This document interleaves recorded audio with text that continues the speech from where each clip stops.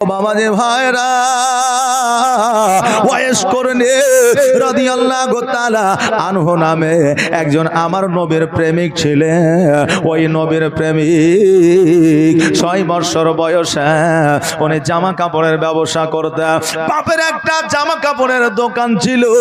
ওই জামা কাপড়ের দোকানে ওই ওয়াইস করনে রাদিয়াল্লাহু তাআলা আনহু যেতেন, কারণ আব্বা ইন্তেকাল করেছিল, অন্ধকার কবরে চলে গিয়েছিল। এই জন্য ওই 6 বছরের সন্তান মাকে বলেছিল, মা গো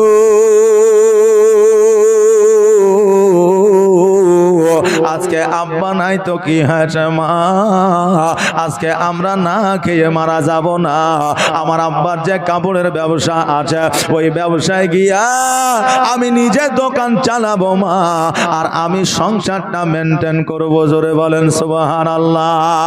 ওয়াইস করনে রাদিয়াল্লাহু তাআলা আনহু জানো বাবা ওই ব্যবসা করতে দোকানে যাইতে, আর দোকানে যাওয়ার পরে আপনার ব্যবসা করতে আরম্ভ করলে একদিন 2 দিন 4 দিন 5 দিন 7 দিন অতিবাহিত হয়ে গেল।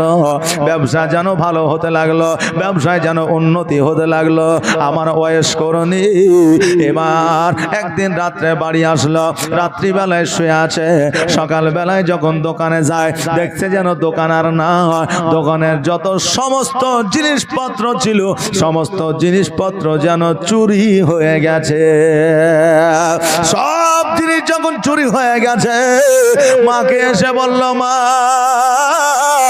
আজকে মা গো যেইটা আমাদের সম্পদ ছিল, যেইখান থেকে আমরা উপার্জন করি আজকে আমাদের সংসারটা চালাইতাম, আজকে ওই সম্পদটা চোরে চুরি করে নিয়ে যা।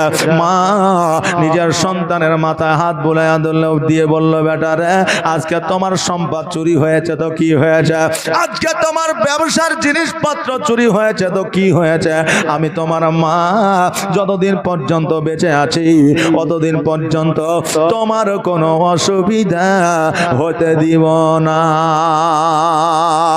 জগতের মধ্যে আপনাকে যদি কেউ ভালোবাসে রে বাবা, যার মধ্যে কোনো স্বার্থ থাকবে না, যার মধ্যে কোনো আপনার লোভ থাকবে না, সেই একমাত্র আপনার আমার মা। জোরে বলুন সুবহানাল্লাহ।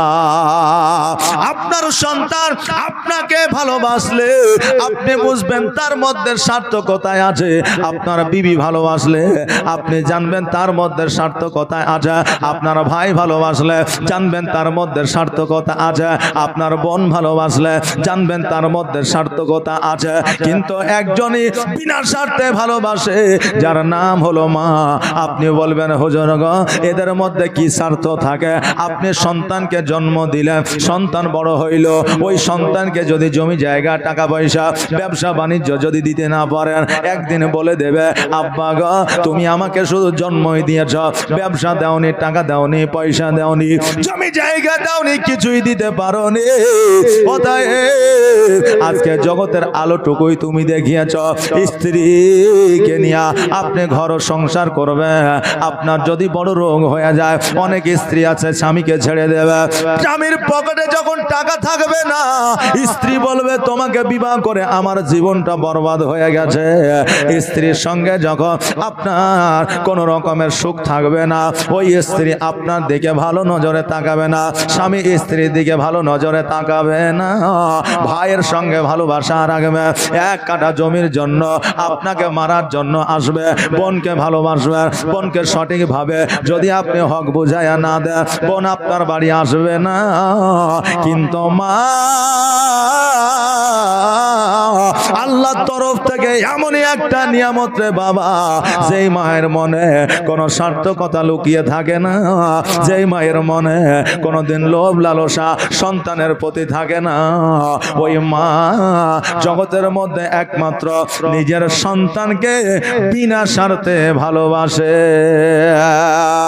এই জন্য আমার আল্লাহ তাআলা বলেছেন দুনিয়ার মধ্যে বান্দাকে যদি ভালোবাসনে বলা যদি থাকে একমাত্র মা আছে, আর ওই মায়ের চাইতে আমি আল্লাহ ওই বান্দাকে 70,000 গুণ বেশি ভালোবাসি। জোরে বলেন সুবহানাল্লাহ। ও মামাজি ভাইরা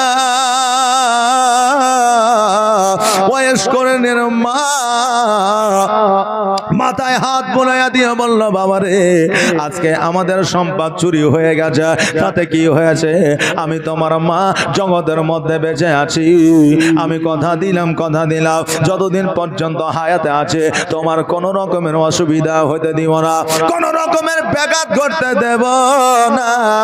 ওরে বাবা, আমি মানুষের বাড়িতে কাজকর্ম করে আজকে তোমাকে আমি খাওয়াবো, আজকে তোমাকে আমি লালন পালন করব।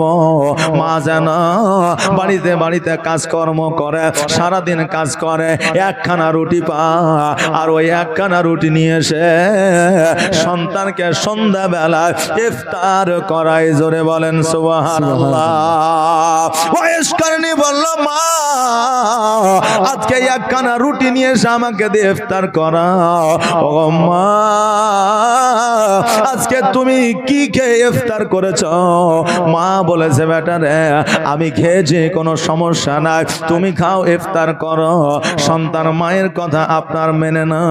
জগতের মধ্যে এমনই একজন লোক জগতের মধ্যে আছে রে বাবা, যে মিথ্যা কথা বলে খোদার জান্নাতে যাবে। জোরে বলেন সুবহানাল্লাহ। যে হারাম খেয়েও খোদার জান্নাতে যাবে। আপনি বলবেন, হুজুর গো, হারাম খেয়ে কে কোনোদিন জান্নাতে যাওয়া যায়? মিথ্যা বলে কোনোদিন জান্নাতে যাওয়া যায়? এ বাবাজি ভাইরা, একটু কর্ণপাত করে শুনবে। কালকে যেন আলোচনা করিয়েন না চায়ের দোকানে। মৌলভী এরকম কথা বলেছে, কারণ যত রকমের দলিল হাদিস যদি পান তো চায়ের দোকানে পাবেন। মাদ্রাসা মসজিদের চাইতেও বেশি হাদিস এখন চায়ের দোকানে। যার মুখে দাড়ি নাই, যে মসজিদে যায় না, নামাজ পড়ে না, ওর মুখ থেকে গল গল করে হাদিস বার হয়। এগুলো আর কিছু না, এগুলো হচ্ছে কিয়ামতের আলামত। জোরে বলেন নাউজুবিল্লাহ। এই বেরাদার, আজকে আপনি বলবেন, হুজুর গো, কেমন করে হারাম খাওয়ার পরে জান্নাতে যাওয়া যায়? মিথ্যা বলেও জান্নাতে যাওয়া যায়। একজন মা মিথ্যা বলে জান্নাতে যাবে, কারণ অনেক মা বলে, বেটারে, আজকে তোমার খাওয়া হলে আমার খাওয়া হয়। আচ্ছা, সন্তান খেলে কি মায়ের খাওয়া হবে? হয় যে কেউ আপনি খেলেন আমার খাওয়া হবে? হবে না, আমার পেট পূরণ হবে না। মা একটা সবচাইতে বড় মিথ্যা কথা বলে, সন্তানের খাওয়া হলে আমার খাওয়া হয়। এই কথাটা আমার আল্লাহ তাবারাক তাআলা শুনে আপনার আল্লাহ খুশি হয়। কারণ হইল, আমি বান্দাকে তো ভালোবাসি, আমার বান্দিও আমার বান্দাকে ভালোবাসে, এই জন্য আমি আল্লাহ খুশি হই। আর এই কথাটার জন্য আমি ওই মাকে কাল কিয়ামতের দিনে জান্নাতে দিব। জোরে বলেন সুবহানাল্লাহ। আপনি বলবেন, হুজুর গো, এবার বলেন হারাম কেউ কি করে জান্নাতে যাওয়া যায়? কারণ আমার রাসূল বলেছে, রাগ করা হলো হারাম। রাগটা কি? রাগ করা হলো হারাম। আর এই রাগটাকে যারা খায় তারাই হবে কিয়ামতে জান্নাতি। জোরে বলেন সুবহানাল্লাহ। ও বেরাদার, এই মা বলে, ও বয়স্করণী শোনো, তুমি চিন্তা করো না রে বেটা, আজকে তুমি একখানা রুটি দিয়ে ইফতার করো, আমি তোমার মা খেয়েছি, আমার কোন রকমের অসুবিধা নাই। বয়স্করণীর মা সপ্তাহ ভোর রাত্রে, যেটাকে আপনার সেহরির সময় বলা হয়, ওই সেহরির সময় আপনার পানি পান করে রোজা রাখতেন। সন্ধ্যাবেলা ইফতারের সময় আপনার পানি পান করে ইফতার করতেন। এইভাবে একদিন দুই দিন কয়েকদিন অতিবাহিত করে দিয়েছে। এবার সন্তান বয়স্করণী চিন্তা করে, আল্লাহ গো, আমার মা প্রতিদিন আমাকে একটা রুটি দেয়, কোনোদিন তো দুইটা দেয় না, কোনোদিন তো অর্ধেক দেয় না, কোনোদিন তো তিনটা দেয় না। এর মানে বোঝা যায় মা আমার একটাই রুটি পায়, আর ওই একটা রুটি আমাকে দিয়ে দেয়। ওরে বাবারা, আজকে জগতের মধ্যে মায়ের কাছে কলিজা চাইলে একমাত্র মাই আপনাকে কলিজা দিতে পারবে, দ্বিতীয় কেউ দিতে পারবে না। কারো দ্বারা সম্ভব হবে না, কারো দ্বারা এত সাহস হবে না। এবার মা যখন সন্ধ্যাবেলায় রুটি নিয়ে আসলে, এবার বয়স্কর্ণী বলতেছে, মা গো, আজকে যে একখানা আমাকে রুটি দিয়েছ, এই রুটিখানা দ্বারা আজকে আমি একাই ইফতার করব না, তোমাকেও আমার আমার সঙ্গে ইফতার করতে হবে। মা বলল বেটা আমি তো ইফতার করেছি, তুমি ইফতার করে নাও। এবার সন্তান বলল মা গো আমি একাই ইফতার করব না, আসো আমি অর্ধেক খাবো তুমি অর্ধেক খাবে, এইভাবে আমরা ইফতার করব। এবার মা যেন সন্তানকে রুটি খাইয়ে দেয়, সন্তান যেন মাকে রুটি খাইয়ে দেয়। দুই চোখ দিয়ে অঝর নয়নে পানি ঝরে যায়। আল্লাহ গো আজকে যদি আমার প্রাণের স্বামী জগতের মধ্যে হায়াতে থাকতো, আজকে আমার বাড়িতে কোনো অভাব অনটন থাকতো না। হে মা জননী ওই স্বামীর মূল্য দাও রে মা, কারণ স্বামী যতক্ষণ পর্যন্ত হায়াতে আছে জগতে আছে ততক্ষণ পর্যন্ত তোমার ঐতিহ্য আছে, ততক্ষণ পর্যন্ত তোমার সৌন্দর্য আছে। স্বামী যতক্ষণ আছে ততক্ষণ পর্যন্ত তোমার মান ও সম্মান আছে। স্বামী যতক্ষণ পর্যন্ত আছে ততক্ষণ পর্যন্ত জগতের মধ্যে তোমার ভ্যালুয়েশন আছে। স্বামী যখন থাকবে না, মায়ের বাড়িতে গেলে মা বাবা দেখতে পারবে না, ভাই বোনেরা দেখতে পারবে না, যুবকেরা দেখতে পারবে না, কতজনে তোমাকে অবহেলা করবে। আর যদি কেউ তোমাকে ভালোবাসে আসলে ওটা ভালোবাসা না, ওটা তোমার শরীরকে তারা ভালোবাসে। এই জন্য বলবো রে মা স্বামী যতদিন আছে স্বামীর খেয়াল করো, একমাত্র নিজে না খাইয়া কষ্ট করিয়া মাথার কাম পায়ে ফেলিয়া তোমাকে যদি কেউ খাওয়াতে পারে সেটা হলো তোমার প্রাণের স্বামী। এই জন্য আমার নবী পাক সাল্লাল্লাহু তাআলা আলাইহি ওয়াসাল্লাম বলেছে জগতের মধ্যে নারীদের জন্য হলো স্বামীর পায়ের তলে জান্নাত, আর সন্তানের জন্য পিতা মাতার পায়ের তলে জান্নাত। জোরে বলেন সুবহানাল্লাহ। এই জন্য জান্নাতের সেবা করতে ভুলিও না, কারণ তোমার স্বামী যদি তোমার প্রতি কিঞ্চিত পরিমাণ অখুশি হয়ে যায়, বেজার হয়ে যায়, সারা মাস রোজা করো না কেন, সারা মাস তুমি ইবাদত করো না কেন, ওই স্বামী বেজার থাকার কারণে তোমার কোনো ইবাদত আল্লাহর দরবারে কবুল হবে না। এই জন্য স্বামীকে রাজি রাখো, খুশি রাখো। আর স্বামীদের সুন্দর ভাষায় কথা বলা, স্ত্রীদের সুন্দর ভাষায় কথা বলা, স্ত্রীদের প্রশংসা করা, স্ত্রীদেরকে নিয়ে মজা করা, এটা হলো স্বামীদের জন্য আমার নবীর সুন্নাত। জোরে বলেন সুবহানাল্লাহ। ও বাবারে আজকে স্ত্রীদেরকে গোলাম মনে করলে হবে না, স্ত্রীদের হাতের মুঠোয় রাখবো বললে হবে না, কারণ এই নারীদেরকে আমার আল্লাহ আজাদি দিয়েছে। কেমন আজাদি দিয়েছে? এখন দেশের মতো আজাদি নয়, খোলামেলা ঘুরবে, লিপস্টিক দিয়ে ঘুরবে, মাস্কারা দিয়ে ঘুরবে, ওড়না থাকবে না, পর্দা থাকবে না। শরীয়ত এইরকম আজাদি দেয় না, শরীয়ত এইরকম আজাদি দিয়েছে স্বামীর ঘরে বসবাস করবে, হক যেটা আছে সেটা স্ত্রীকে বলবে, হকের বাইরে কোনো অর্ডার করা যাবে না। এখন স্বামী যদি বলে তোমার আব্বার কাছ থেকে 50,000 টাকা নিয়ে দাও, জি লিয়ে দাও। এখন স্ত্রী যদি বলে আমার আব্বা কোথায় টাকা পাবে, বলে আচ্ছা আমার দরকার, বলে তুমি চাও, বলে আমি চাইলে দিবে না, তুমি চাও, জি তুমি চাও, আমি চাইলে দিবে না। এখন স্ত্রী যদি বলে আমার দ্বারা বলা হবে না, স্বামী বলবে তোর দ্বারা যদি বলা না হয় আগামী কালকে আর আমার বাড়িতে তোর থাকা হবে না। স্ত্রীকে হুমকি দিয়ে দেয়। স্ত্রী মনে মনে চিন্তা করে আল্লাহ গো আজকে সামান্যর জন্য আমি স্বামীর বাড়িতে থাকতে পারবো না। ওই মা বুদ্ধিবিদ্যা করে ইজ্জতের ভয়ে, মান সম্মানের ভয়ে আব্বাকে ফোন করে বলে দেয় 50,000 টাকা দিয়ে যাও, আমাদের খুব দরকার, খেতে পাচ্ছি না, অভাব আছে, অনটন আছে, একটা ফ্রিজ লিব, সামনে রোজার মাস, কি বলে হ্যাঁ সামনে রোজার মাস লিব।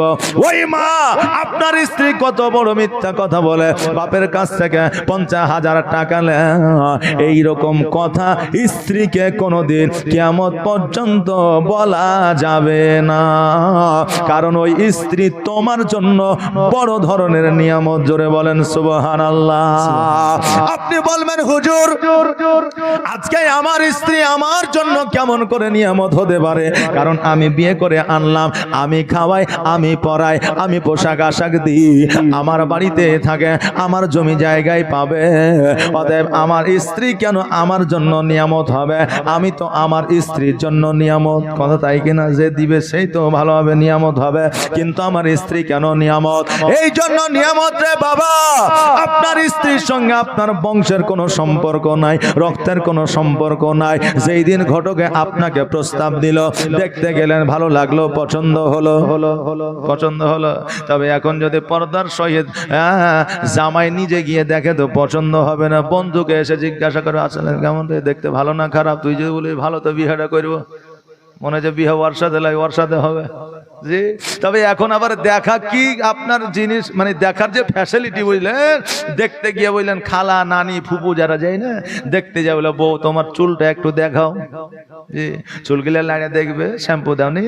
হ্যাঁ, আরে চুলগুলা কাটিয়েছো নাকি? বলে একটু হাইটা দেখাও। জি, এবার একটু হাইটা দেখাবে, বলবে নাকটা তো একটু চাপা না বুচায়, একবার দেখি। তারপরে বলবে এক চোখ বন্ধ করে তাকাও, এটা কয়?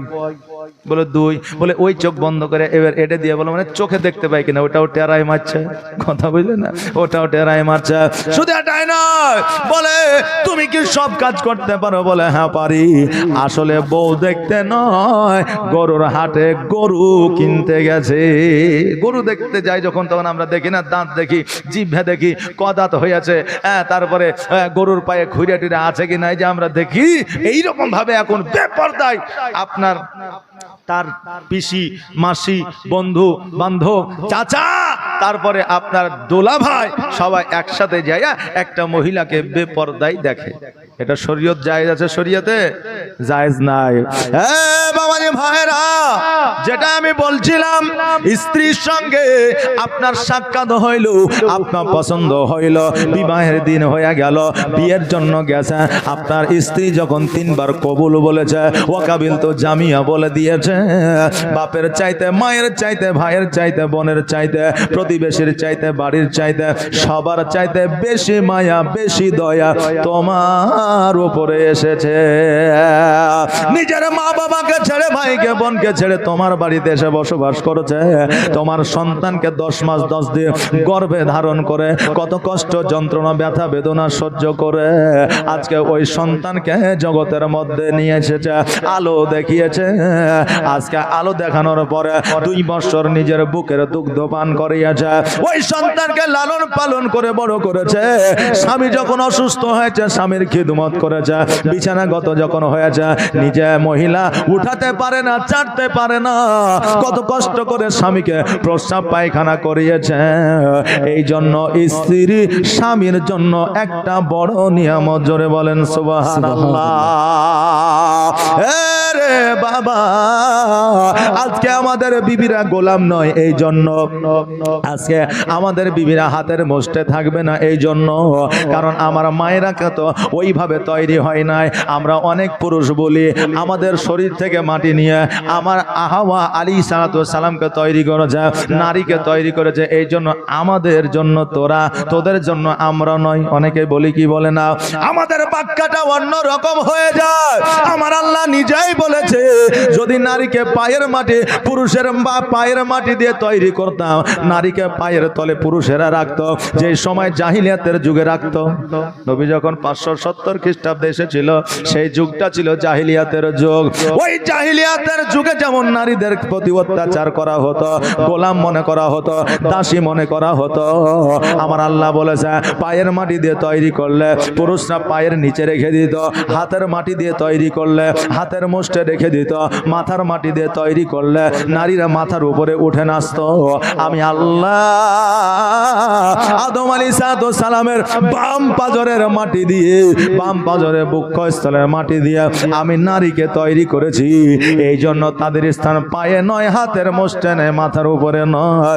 প্রত্যেকটা নারী, প্রত্যেকটা স্বামীর বক্ষস্থলে তাদের জায়গা, হৃদয়ে মাঝে তাদের জায়গা। জোরে বলেন সুবহানাল্লাহ। বাবারা, ভাইয়েরা, আজকে স্ত্রীদের অন্যায় ভাবে কথা বলবেন, এটাও শরীয়ত মেনে নিতে পারে না। আজকে স্বামী, আজকে স্ত্রী স্বামীকে দুঃখ দিয়ে কথা বলবে, এটাও শরীয়ত মেনে নেয় না।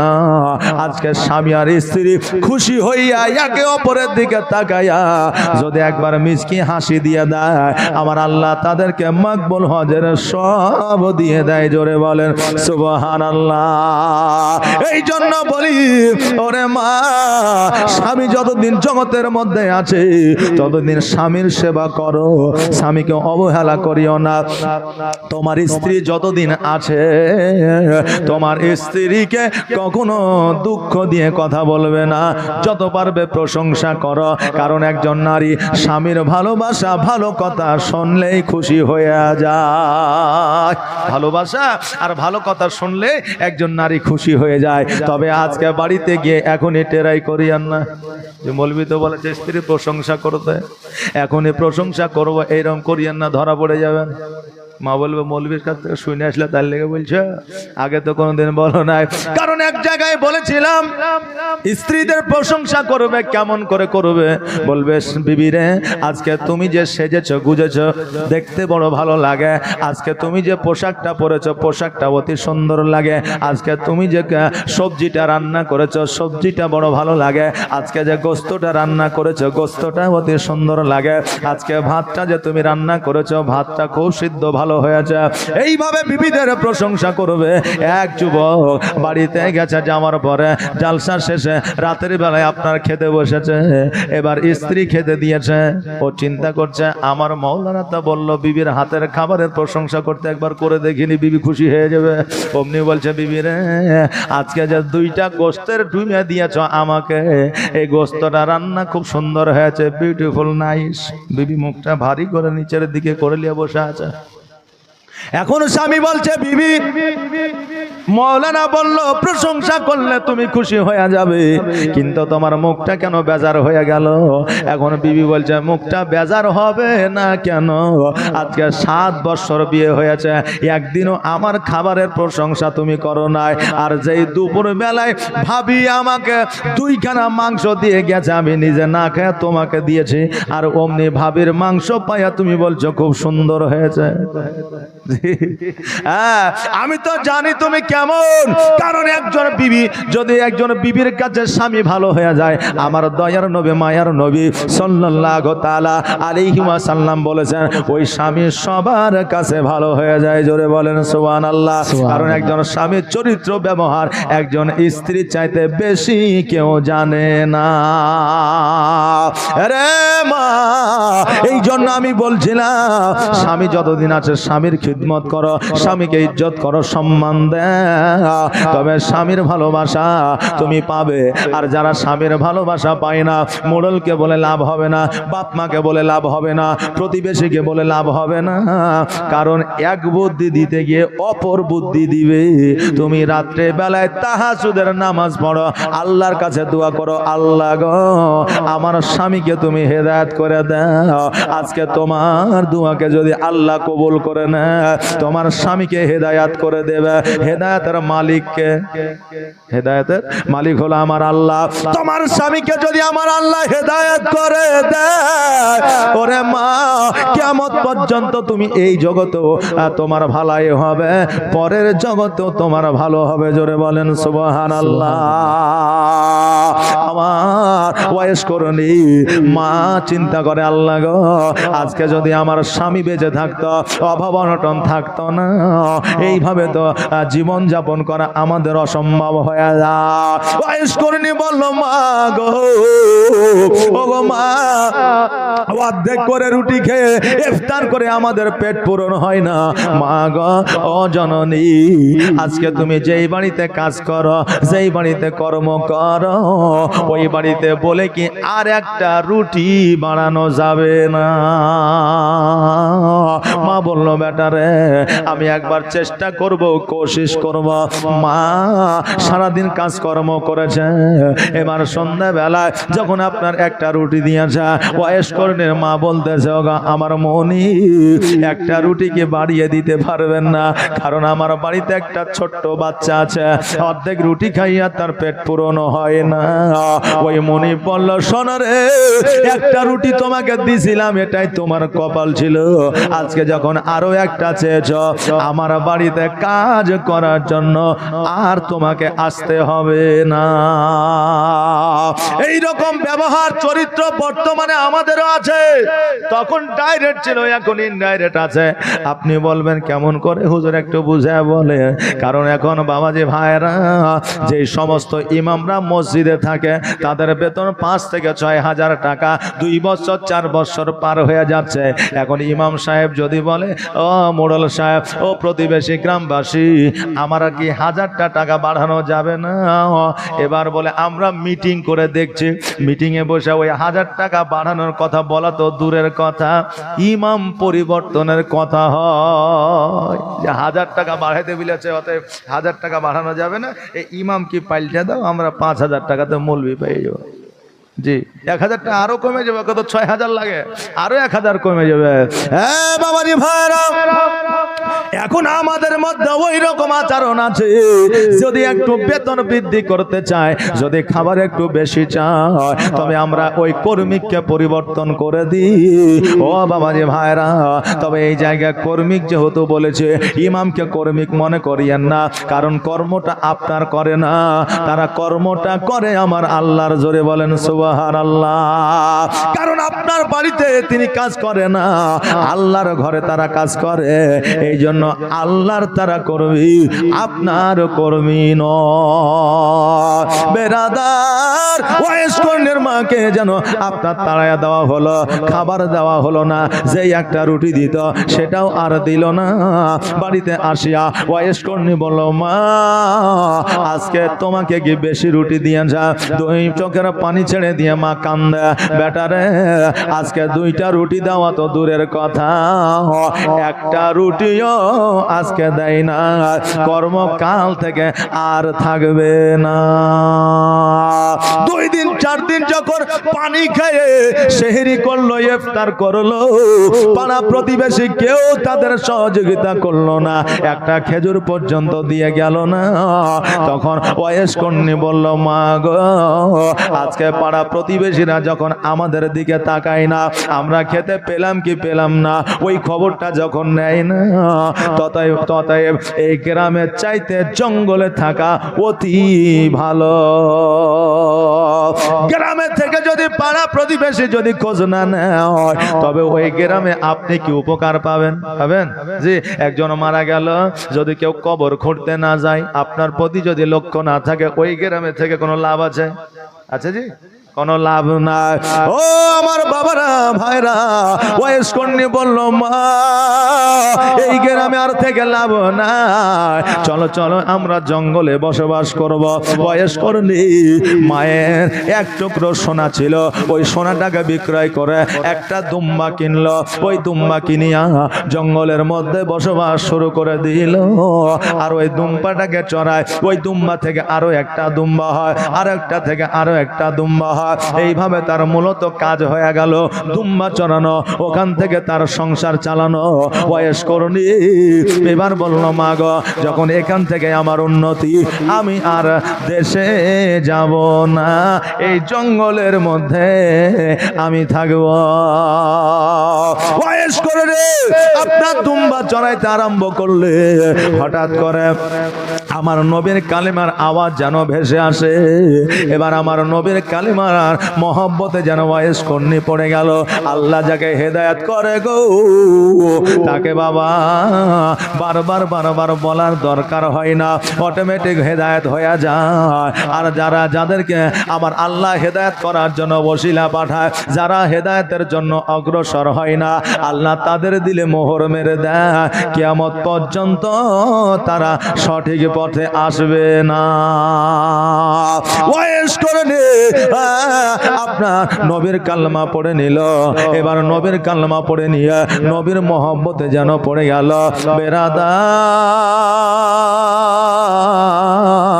আমার নবী মুস্তাফা আকা মাওলা মুহাম্মদুর রাসূলুল্লাহ সাল্লাল্লাহু তাআলা আলাইহি ওয়াসাল্লাম যখন বাবা দন্দন মুবারক শহীদ হয়ে গেল, ওয়াইস করণীর কানে খবর আসলো, ওয়াইস করণী যতগুলো দাঁত ছিল 32টা দাঁত নিজে নিজে পাথর দিয়ে ঝরায়া দিল। এটাই আমার নবীর প্রেম ছিল, জোরে বলে সুবহানাল্লাহ।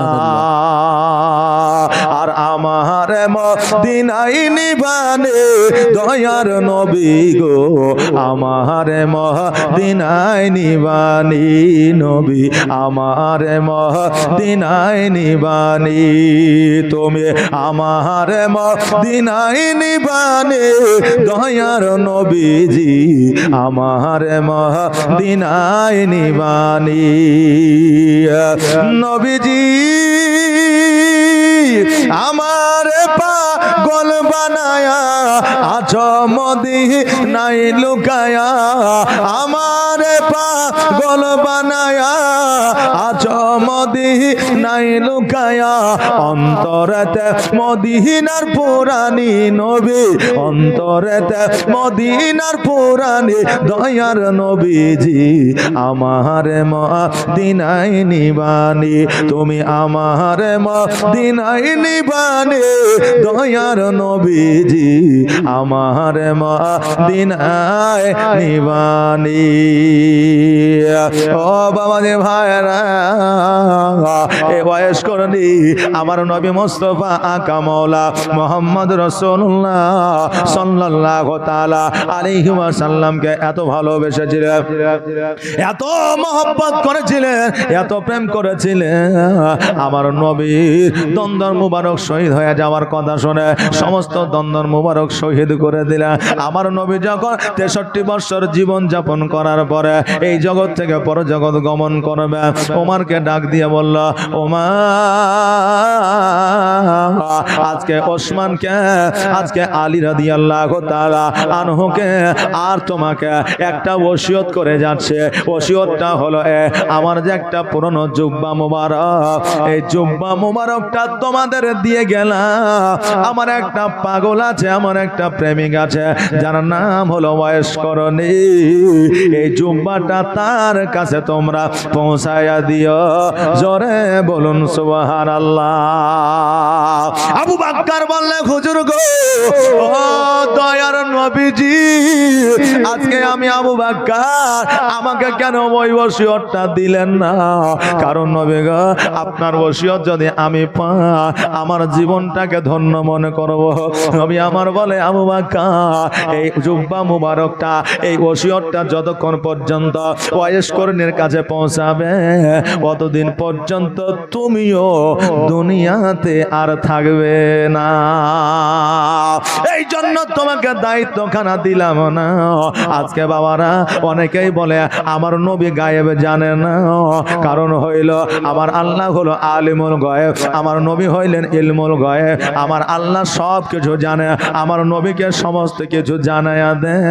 আমার আল্লাহ যেমন সব কিছু জানে, আমার নবীও সব কিছুই জানেন, জোরে বলেন সুবহানাল্লাহ। এখন আমার মনের কথা যদি আপনাকে খুলে বলি, আপনি বলতে পারবেন কি না?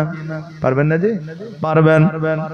আমার আল্লাহ আমার নবীজিকে জানায়া দেন, বলে দে আমার নবীও সব কিছু জানে।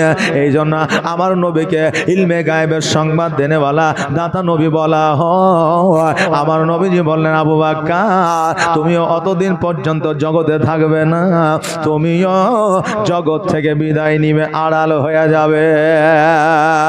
আমার নবীজি যখন আড়াল হয়ে গেলেন, ওই ওয়াইস করণীর কাছে ওমরে ফারুক, আবু হযরতে ওসমান গনি, হযরতে আলী রাদিয়াল্লাহু তাআলা আনহু যেন আপনার হাজির হইলেন। অনেক লম্বা চওড়া জীবনী আছে রে বাবা। ওয়াইস করণীর জীবনী করলে 3 দিন পার হয়ে যাবে, অসুবিধা নাই, কারণ বাল্যকাল থেকে জীবনী জানা আছে। ওয়াইস করণীর কাছে পৌঁছে গেলেন, যাওয়ার পরে ওয়াইস করণীকে একটা কথা বললেন, ওয়াইস করণী আজকে আমার নবীকে তুমি এত ভালোবাসো, এত প্রেম করো, এত মহব্বত করো, এত ইশক করো, কিন্তু তবুও কেন একদিনও সোনার মদিনায় যাও না? ওয়াইস করণী বলে, আজকে যে সোনার মদিনায় যাব রে, আজকে আমি সোনার মদিনায় কেমন করে যাব? এই জন্য সোনার মদিনায় যাওয়া হয় না, কারণ আমার বাড়িতে আমার একটা বৃদ্ধ মা আছে। আজকে ওই মাকে ছাড়িয়া যদি সোনার মদিনায় যাইতাম, আমার মা কষ্ট পেয়ে যেত। আমার মা কষ্ট পাইলে আমার নবী কষ্ট পাইতো, আমার নবী কষ্ট পাইলে আমার আল্লাহ কষ্ট পাইতো। আর আমার নবীর সঙ্গে সাক্ষাৎ করলে আমার নবী খুশি হইতো না। এই জন্য দেখলেও মদিনায় গেলেও যেটা, না গেলেও সেটা। এই জন্য মাকে ছাড়িয়া আমি নবীর কাছে যাই না, কিন্তু আমার নবীকে একটা রাত না দেখিয়া কোনদিন বিছানায় ঘুমায় না, কোনদিন বিছানায় ঘুমায় না। কারণ আমার নবীকে প্রতিদিন আমি সম্মুখে দর্শন করেছি, তারপরে বিছানায় গিয়েছি।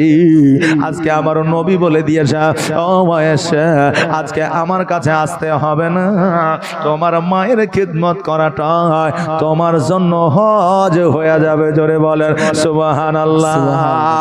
এইদিকে মা খেতে পায় না, মায়ের খবর নেয় না, 4 লাখ টাকা খরচ করে হজ করে আসলো, বড় বড় খেজুরের দানা মানুষকে গিফট করলো, আপনার কত কিছু, আপনার কাফন নিয়ে আসলো, সুরমা নিয়ে আসলো, আপনার মানুষদের আত্মীয় স্বজনকে গিফট করলো, কিন্তু মায়ের খোঁজটা নিল না। ওই হজ তোমার কোনো কাজে লাগবে না। ওয়াইস করণী রাদিয়াল্লাহু তাআলা আনহু বাবারা ওমরকে বলল, ওমর আজকে তোমরা আমার কাছে এসেছো, কিসের জন্য এসেছো? ওমর বলল, আমাকে কেমন করে তুমি চিনলে? আমি তো তোমাকে নাম বলি না।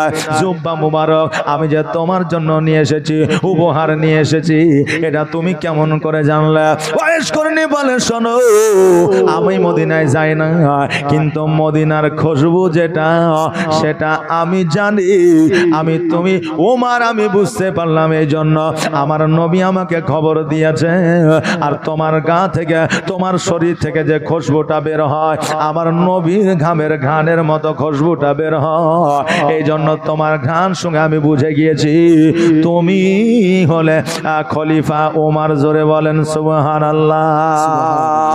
ওমর ফারুক রাদিয়াল্লাহু তাআলা আনহু বললে, ও ওয়াইস করণী, নবীর প্রতি এত প্রেম, এত ভালোবাসা, এত মহব্বত, আজকে তুমি যে নবীকে প্রেম ভালোবাসা দিয়েছ, আজকে এত কষ্ট করেছ, আজকে এত জ্বালা যন্ত্রণা সহ্য করার পরে আমার নবীকে ভালোবেসেছ, এই জন্য আমার নবী তোমাকে জুব্বা উপহার দিয়েছে। আর এই জুব্বা মুবারক যখন তুমি পরিধান করবে, তোমার জন্য জাহান্নাম হারাম হয়ে যাবে।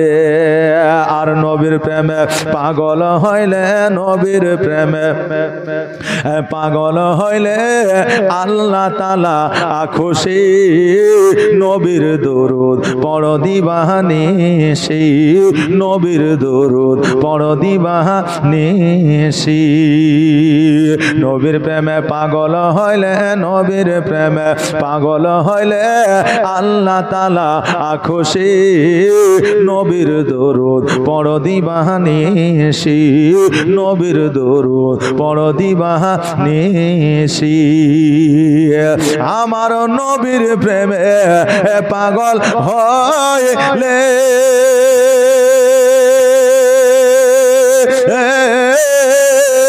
ও কি আল্লাহ তাআলার দিদার মিলে গো। আমার নবীর প্রেমে পাগল হইলে ও কি আল্লাহ তাআলার দিদার মিলে গো।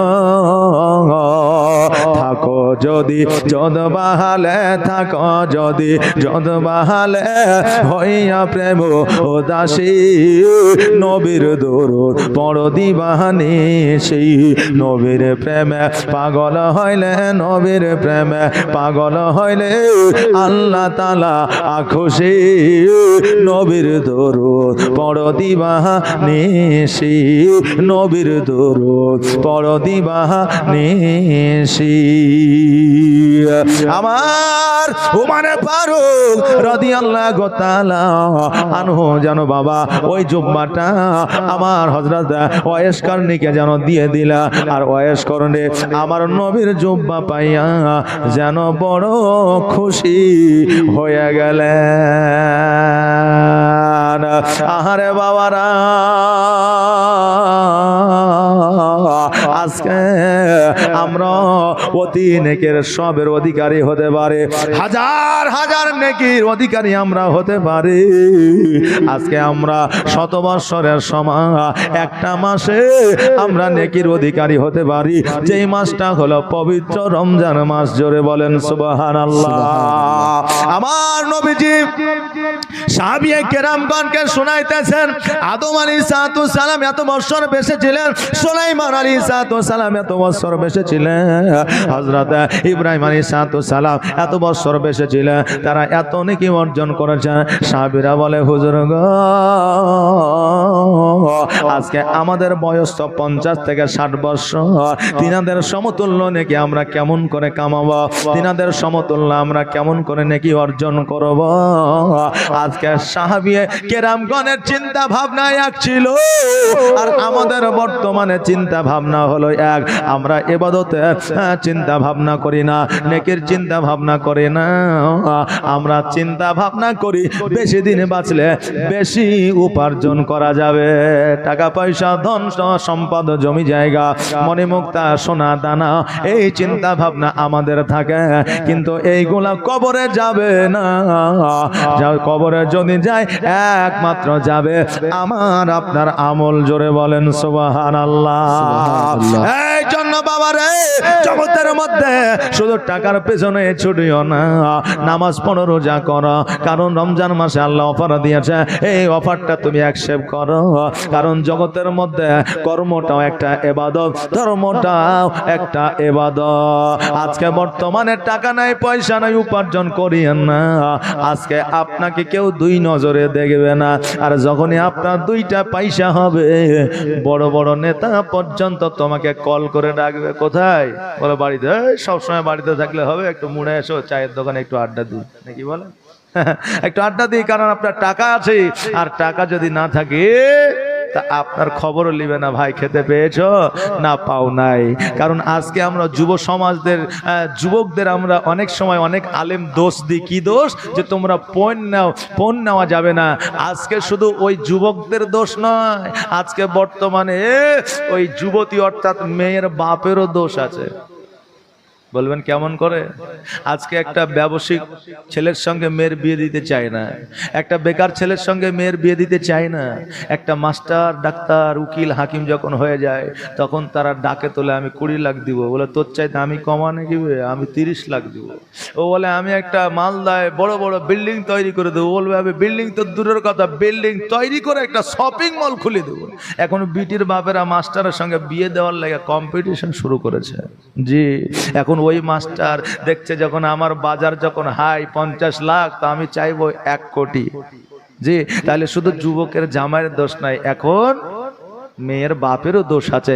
এখন যদি কেউ বলে যে 1 টাকা লিব না, ফ্রিতে বিয়ে দিয়ে দাও, পয়েন্ট তো লিবই না, কথাই বলবো না, তো আবার বলবে যে না বিয়ে দিব না। বলে কেন? বলে নিশ্চয় জামাইয়ের কোনো খুঁত আছে, না হলে পয়েন্ট চাইবে না, পয়েন্ট চাইবে না। এটা হয় যে শুধু আমার যুবক ভাইদের দোষ না, বর্তমানে আমাদের সমাজের দোষ আছে, মেয়ের বাপের দোষ আছে।